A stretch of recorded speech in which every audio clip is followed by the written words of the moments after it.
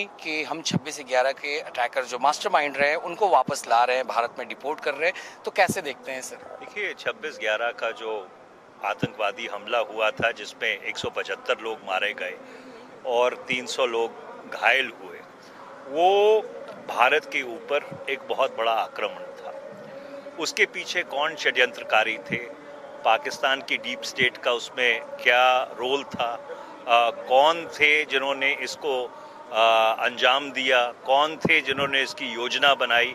तहव्वुर राना के आने से इन चीज़ों का खुलासा होगा और उसके साथ साथ अगर डेविड कोलमैन हेडली की भी एक्सट्रेडिशन हो जाती है तो ये जो षड्यंत्र था उसका उद्देश्य क्या था, वो क्यों रचा गया, उसके पीछे जो लोग थे वो कौन थे, पाकिस्तान की डीप स्टेट और आईएसआई के कौन से ऐसे अफसर थे जो इसमें शामिल थे, इन सब के ऊपर एक खुलासे से ये जो 26/11 की षड्यंत्र की अभी तक गुत्थी सुलझी नहीं है वो सुलझने में कामयाबी मिलेगी। बहुत बहुत शुक्रिया सर बात करने के लिए।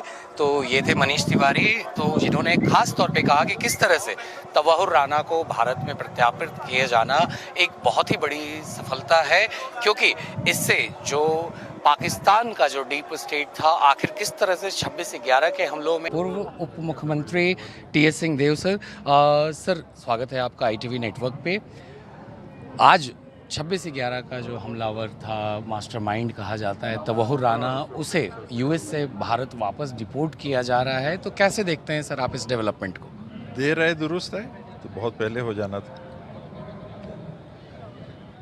और सर बीजेपी कह रही है कि ये जो अटैक था UPA एरा में हुआ था और जो इसके आरोपी हैं अब बीजेपी के एरा में उनके साथ उनको सज़ा दी जाएगी, तो उनके आरोपों को आप कैसे देखते हैं? बहुत अफसोस और शर्म की बात है कि देश के ऊपर इतने बड़े हमले को लेके अभी भी ये राजनीति करना चाह रहे हैं। 11 साल तक सो रहे थे।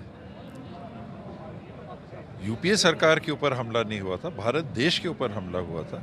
UPA के लोग नहीं मारे गए थे, इस देश के लोग मारे गए थे। और बहुत अफसोस और शर्म की बात है कि आज UPA के संदर्भ में, यानी देश के संदर्भ में, बीजेपी के कुछ नेता इस प्रकार का बयान दे रहे हैं। सर जिस तरीके से आज मल्लिकार्जुन खड़गे जी ने भी अपना भाषण दिया यहाँ पर AICC सेशन में, और उन्होंने काफ़ी अपने नेताओं पर भी उन्होंने कहा कि जो लोग काम नहीं करना चाहते हैं तो उनके ऊपर किस तरह से कार्रवाई।